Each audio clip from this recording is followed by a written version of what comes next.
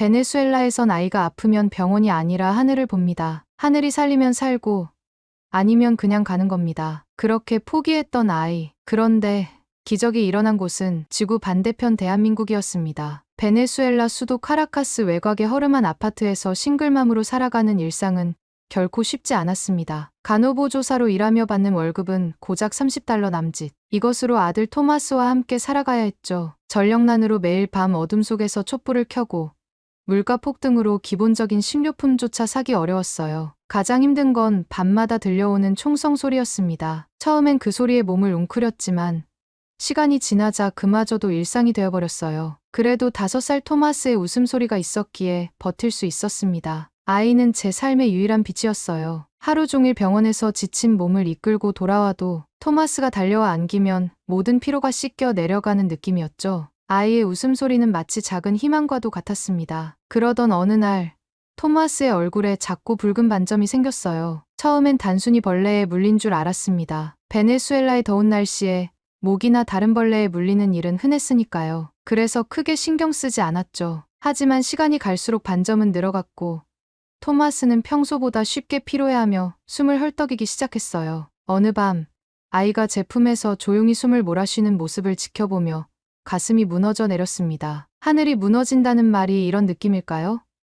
토마스의 이마에 손을 얹자 뜨거운 열기가 전해졌어요. 아이의 작은 몸은 이불 속에서 떨고 있었습니다. 그 순간 알았죠. 이건 단순한 벌레 물림이 아니라는 것을. 밤새 아이를 안고 눈물을 흘렸습니다. 카라카스의 의료 시스템은 이미 무너진 지 오래였어요. 약은 구하기 힘들고 의사들은 대부분 해외로 떠났죠. 그래도 아침이 되자마자 토마스를 안고 시립병원으로 달려갔습니다. 무너져가는 희망 속에서도 마지막 신락 같은 가능성을 붙잡고 싶었어요. 시립병원은 사람들로 북적였습니다. 아픈 이들이 복도에까지 늘어서 있었고 의사 한 명이 수십 명의 환자를 돌봐야 했어요. 토마스를 안고 4시간을 기다린 끝에 겨우 진료실에 들어갈 수 있었죠. 의사는 지친 표정으로 토마스를 살펴본 후 피검사를 지시했습니다. 결과는 충격적이었어요. 급성 백혈병이라는 진단. 그 순간 머릿속이 하얘지고 다리에 힘이 풀렸습니다. 의사는 항암 치료가 시급하다고 했지만 병원에는 필요한 약이 없었어요. 국가적 경제 위기로 의약품 수입이 중단된 지 오래였습니다. 의사의 표정에서 절망을 읽을 수 있었죠. 그는 미안하다는 말만 반복했어요. 병원 복도에 주저앉아 울고 있을 때 간호사 동료 아델리아가 다가왔습니다. 아델리아는 제 손을 꼭 잡고 작은 목소리로 속삭였어요. 한국을 알아봐. 나도 친척이 한국에 가서 살았는데 믿을 수 없는 의료 시스템이라더라. 처음엔 그 말이 무슨 의미인지 이해하지 못했습니다. 한국은 지구 반대편에 있는 그저 드라마와 케이팝으로만 알고 있던 나라였으니까요. 하지만 절박한 마음에 그날 밤 인터넷 카페를 찾아가 한국의 의료 시스템에 대해 검색했어요. 놀랍게도 한국은 세계 최고 수준의 백혈병 치료 성공률을 자랑하고 있었습니다. 특히 어린이 백혈병 분야에서는 생존율이 80%를 넘는다는 기사를 발견했죠. 그 순간 희미한 희망이 생겼어요. 다음 날 아침 일찍 한국 대사관에 연락했습니다. 처음엔 영어로 의사소통이 잘 되지 않아 어려움을 겪었지만 다행히 스페인어를 할 줄 아는 직원을 연결해 주었어요. 아이의 상황을 설명하자 그들은 국제의료 지원 프로그램과 연결해 주겠다고 했습니다. 며칠 후 베네수엘라에서 활동하는 한 NGO 단체와 연락이 닿았어요. 그들은 토마스 같은 위급한 환자들을 한국으로 데려가 치료받을 수 있도록 돕는 프로그램을 운영하고 있었습니다. 서류 준비부터 여권 발급, 비자 신청까지 모든 과정이 복잡했지만 NGO 직원들의 도움으로 한 달 만에 모든 준비를 마칠 수 있었어요. 매일 밤 토마스를 안고 조금만 참자. 곧 좋아질 거야 라고 속삭였습니다. 그 말이 아이에게보다 저 자신에게 더 필요한 위로였는지도 모르겠네요. 마침내 출국 일정이 잡혔고 한국행 비행기 티켓을 받았을 때는 눈물이 흘렀습니다. 드디어 희망이 보이기 시작한 것 같았어요. 토마스의 상태는 점점 악화되고 있었지만 이제 곧 제대로 된 치료를 받을 수 있다는 생각에 마음이 가벼워졌죠. 출국 전날 작은 가방에 필요한 물건들을 챙기며 새로운 시작을 꿈꿨습니다. 출국을 하루 앞둔 밤은 설렘과 불안이 교차하는 순간이었습니다. 토마스의 상태는 점점 나빠지고 있었지만 내일이면 희망의 땅으로 떠날 수 있다는 생각에 마음을 다잡았어요. 마지막으로 준비물을 확인하기 위해 가방을 열었습니다. 여권, 비자, NGO에서 지원받은 치료비, 토마스의 의료 기록, 그리고 몇 벌의 옷. 우리의 새 삶을 시작할 모든 것이 그 작은 가방 안에 있었죠. 병원 동료들에게 인사를 하고 집으로 돌아오는 길이었어요. 어둑해진 거리를 걸으며 내일의 비행기 시간을 머릿속으로 계산하고 있었습니다. 그때였어요. 골목에서 갑자기 두 명의 청년이 나타났습니다. 그들의 손에는 총이 들려 있었어요. 순간 얼어붙었죠. 그들은 가방을 내놓으라고 소리쳤습니다. 공포에 질려 반항할 생각도 들지 않았어요. 떨리는 손으로 가방을 건넸습니다. 그들은 가방을 낚아채고 순식간에 사라졌어요. 그 자리에 주저앉아 절규했습니다. 모든 것을 잃었어요. 여권, 치료비, 비행기 티켓까지. 무너진 희망 앞에서 눈물조차 나오지 않았습니다. 정신없이 경찰서로 달려갔어요. 하지만 경찰은 아무런 대응도 하지 않았습니다. 오히려 왜 밤에 혼자 돌아다녔냐며 저를 탓하는 듯한 태도였죠. 그들에게 내일 아이와 함께 한국으로 떠날 예정이었다고. 아이는 백혈병 환자라고 필사적으로 설명했지만 무관심한 표정뿐이었어요. 집으로 돌아와 토마스를 바라보았습니다. 아이는 고열에 지쳐 잠들어 있었어요. 그 순간 아이를 살릴 수 없다는 사실보다 다시 이 절망적인 곳에서 살아야 한다는 현실이 더 무거운 짐으로 다가왔습니다. 희망이라는 것을 잠시 맛보았다가 다시 빼앗긴 고통은 말로 표현할 수 없었어요. 밤새 울며 생각했습니다. NGO에 연락해볼까? 하지만 당장 내일 비행기인데 새 여권을 발급받는 건 불가능했어요. 그리고 치료비 없이 한국에 간다고 해도 무슨 소용이 있을까요?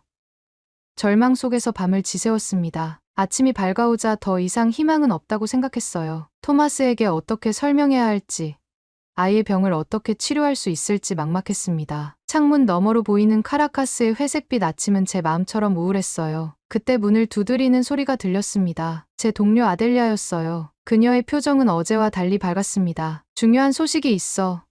그녀의 목소리에는 흥분이 묻어났어요. 저는 의아한 표정으로 그녀를 집 안으로 맞이했습니다. 이 절망적인 상황에서 무슨 좋은 소식이 있을까 싶었죠. 아델리아는 숨을 고르며 흥분된 목소리로 말했습니다. 한국 교민 중에 당신 사정을 듣고 돕겠다는 분이 있어. 처음에는 그 말을 믿기 어려웠어요. 누가 낯선 사람과 그 아이를 위해 나서겠냐는 생각이 들었죠. 아델리아는 계속해서 설명했습니다. 그 사람은 10년 전 한국에서 유학했던 베네수엘라계 사업가 에스테반이라고 했어요. 에스테반은 베네수엘라와 한국을 오가며 비즈니스를 하고 있었고 현지 교민회를 통해 저희 이야기를 듣게 되었다고 합니다. 그는 자신의 비즈니스 네트워크를 통해 한국 병원과 긴급 연락을 주선했고 NGO의 항공편을 다시 확보해 주었어요. 더 놀라운 것은 그가 임시 여행 서류 발급을 도와주겠다고 약속했다는 사실이었습니다. 처음엔 의심이 들었어요. 왜 낯선 사람이 우리를 도와주는 걸까? 그의 의도는 무엇일까?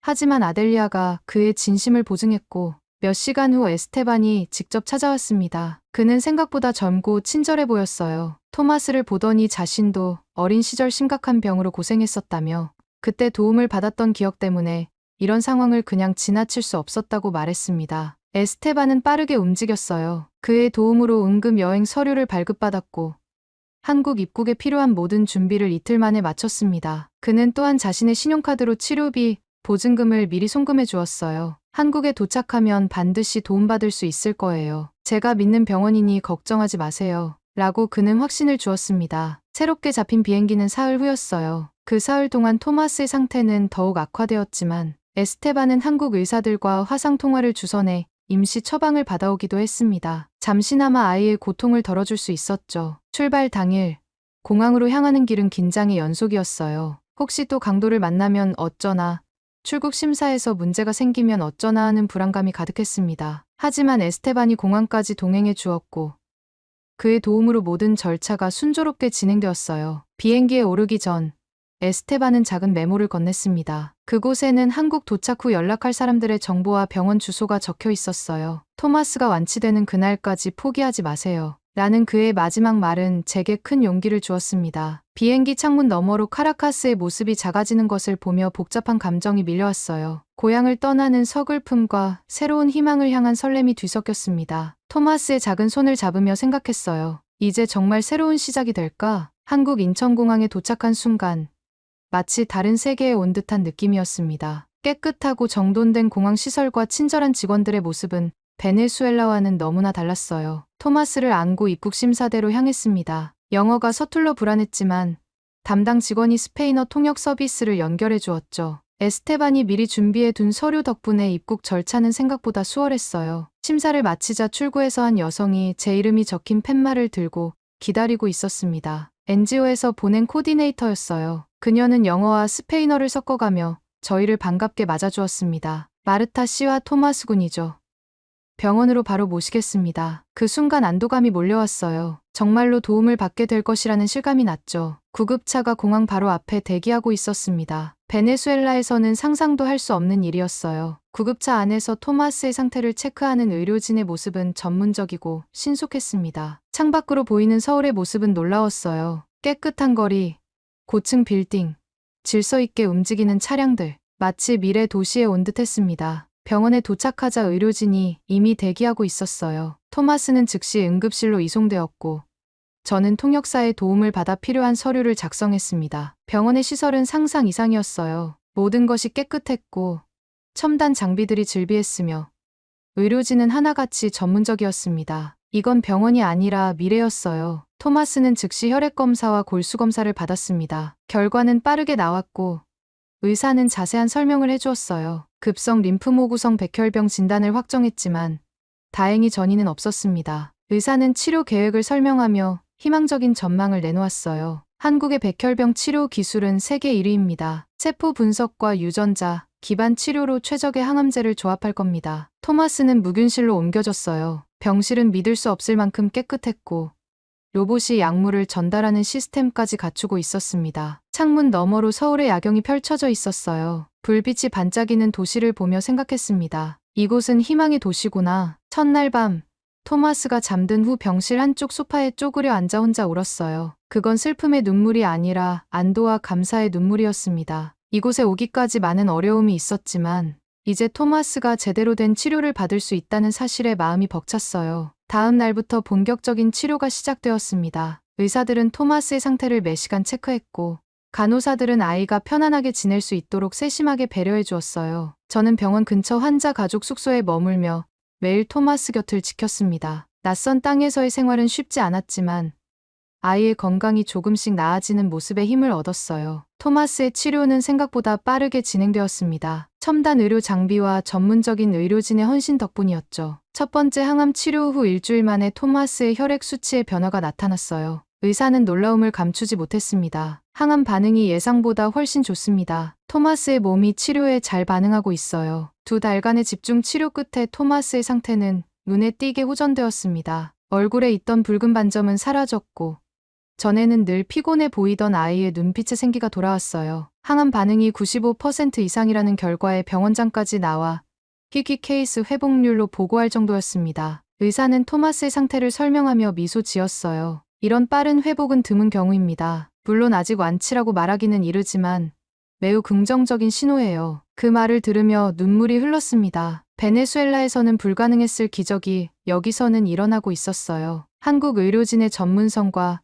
첨단 시스템의 깊은 감동을 받았습니다. 그들은 단순히 환자를 치료하는 데 그치지 않고 환자와 가족의 심리적 안정까지 세심하게 신경 썼어요. 사회복지사가 정기적으로 방문에 필요한 지원을 제공했고 심지어 토마스를 위한 놀이 치료사도 있었습니다. 아이는 치료 중에도 웃을 수 있었죠. 그날 밤 병원 근처 카페에서 잠시 휴식을 취하며 에스테반에게 감사 메일을 쓰고 있었어요. 그의 도움이 없었다면 지금 이 순간도 없었을 테니까요. 메일을 다 쓰고 지갑을 찾으려는데 없어졌더군요. 당황해서 카페 구석구석을 찾아봤지만 보이지 않았습니다. 베네수엘라에서의 경험 때문인지 순간 가슴이 덜컥 내려앉았어요. 지갑 안에는 병원비 영수증과 남은 현금, 그리고 토마스의 작은 사진이 있었거든요. 실망한 마음으로 병원으로 돌아왔습니다. 다음 날 아침, 병원 안내데스크에서 연락이 왔어요. 누군가 제 지갑을 가져다 주었다는 거예요. 믿기지 않는 마음으로 데스크로 달려갔습니다. 놀랍게도 지갑은 그대로였어요. 현금도,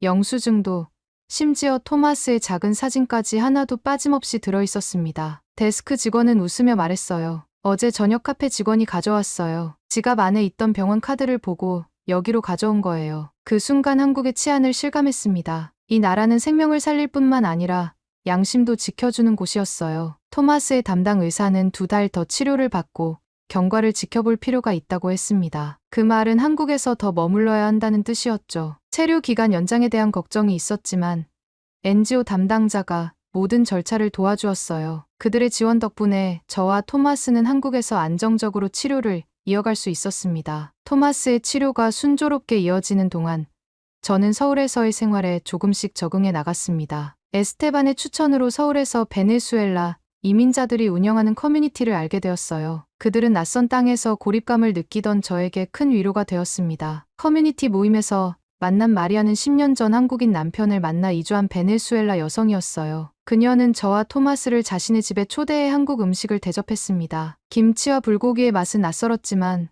토마스는 의외로 잘 먹었어요. 마리아의 두 아이는 토마스와 금세 친해졌고 아이들이 함께 놀며 웃는 모습을 보니 마음이 따뜻해졌습니다. 마리아를 통해 한국의 복지 시스템, 아이 돌봄, 시민 정신에 대한 이야기를 들었어요. 여기선 아이가 넘어지면 모든 어른이 달려와요. 그게 한국이에요. 그녀의 말처럼 한국은 아이들을 소중히 여기는 문화가 강했습니다. 병원에서도 공원에서도 아이를 대하는 모든 이의 태도가 따뜻했어요. 토마스의 건강이 안정되자 의사는 조금씩 외출을 허락했습니다. 병원 근처 공원에 나가 햇볕을 쬐며 걷는 시간이 늘어났어요. 어느 날 공원에서 한국 할머니 한 분이 토마스에게 다가왔습니다. 언어는 통하지 않았지만 그분은 미소 지으며 토마스의 머리를 쓰다듬고 작은 과자를 건네주셨어요. 그 따뜻한 순간이 아직도 생생합니다. 베네수엘라 커뮤니티에서 만난 사람들의 조언을 들으며 저는 토마스를 위해 한국 이민을 결심했습니다. 응급치료가 끝나더라도 정기적인 검진과 관리가 필요했고 베네수엘라로 돌아간다면 그런 의료 혜택을 받기 어려웠으니까요. 이민 서류는 복잡했지만 NGO에서 법률 지원까지 해주기로 했어요. 토마스는 이제 매주 병원 검진을 받으며 건강을 회복해가고 있었습니다. 의사는 아이의 상태가 안정적이라며 곧 일반 학교 생활도 가능할 거라고 말했어요. 그 말을 들으며 미래에 대한 희망이 커졌습니다. 베네수엘라에서는 감히 꿈꿀 수 없었던 일상이었죠. 한국어를 배우기 시작한 것도 이 즈음이었어요. 병원에서 제공하는 외국인 환자 가족을 위한 프로그램을 통해 기초적인 인사말과 생활 한국어를 익혔습니다. 안녕하세요. 감사합니다와 같은 간단한 표현부터 시작했죠. 토마스도 아이들이 그렇듯 저보다 빠르게 한국어를 습득해갔어요. 간호사 교육을 받은 저는 한국 병원에서 일할 수 있는 방법도 알아보기 시작했습니다. 물론 언어 장벽이 있었지만 외국인 환자를 위한 통역 보조나 국제의료 코디네이터 같은 역할이 있다는 걸 알게 되었어요. 새로운 가능성이 보이기 시작했습니다. 저녁이면 토마스와 함께 베네수엘라 친구들에게 보낼 영상을 찍었어요. 서울의 아름다운 모습, 깨끗한 거리, 안전한 공원들을 보여주며 새로운 삶에 대해 이야기했습니다. 때로는 눈물이 나기도 했지만 그건 고향에 대한 그리움보다는 새 삶에 대한 감사함에서 비롯된 눈물이었어요. 봄이 찾아온 서울의 어느 날 토마스와 함께 한강공원을 걷고 있었습니다. 벚꽃이 흩날리는 강변 길을 따라 걸으며 지난 몇 개월을 되돌아보았어요. 베네수엘라를 떠나올 때만 해도 이렇게 평화로운 날들이 올 거라고는 상상도 못했습니다. 토마스는 이제 거의 완치 단계에 접어들었어요. 정기 검진에서도 백혈병 세포는 발견되지 않았고 면역력도 점차 회복되어 일반 아이들처럼 뛰어놀 수 있게 되었습니다. 한강의 푸른 물결을 보며 토마스가 물었어요. 엄마, 우리 이제 집에 안 돌아가요.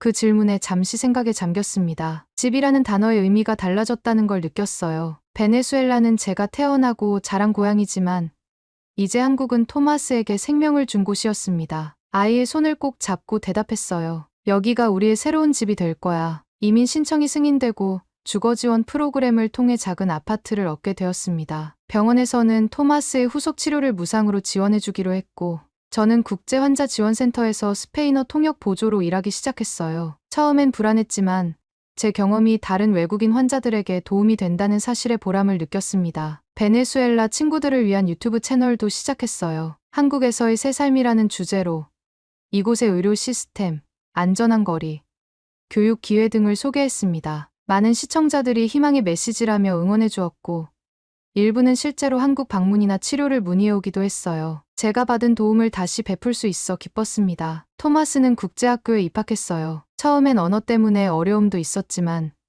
아이들은 놀랍도록 빨리 적응하더군요. 한국어와 영어를 동시에 배우는 토마스의 모습을 보며 대견함을 느꼈습니다. 학교에서 친구들과 웃으며 뛰어노는 아이의 모습은 제가 꿈꿔왔던 바로 그 모습이었어요. 에스테반과도 꾸준히 연락을 유지했습니다. 그는 가끔 서울에 출장을 올 때마다 저희를 찾아주었고 토마스의 건강을 진심으로 기뻐했어요. 그의 도움이 없었다면 지금의 저희는 없었을 거라는 생각에 늘 깊은 감사를 느꼈습니다. 어느 날 저녁, 아파트 창문을 통해 서울의 야경을 바라보며 깊은 생각에 잠겼어요. 베네수엘라의 혼란스러운 거리, 무너진 의료 시스템, 불안한 미래, 그리고 지금 이곳의 안정된 삶, 대조적인 두 세계를 경험하면서 느낀 것은 한국은 단순한 의료 선진국이 아니라는 사실이었습니다. 이곳은 절망을 딛고 다시 시작할 수 있는 진정한 희망의 땅이었어요. 토마스가 잠든 모습을 지켜보며 속삭였습니다. 다시 돌아가지 않을 거야. 여긴 토마스가 잘할 수 있는 진짜 세상이니까. 그리고 이 모든 여정을 함께 해준 모든 이들에게 마음속으로 감사를 전했어요. 베네수엘라에서의 암흑 같던 날들은 이제 먼 기억이 되어가고 있었고,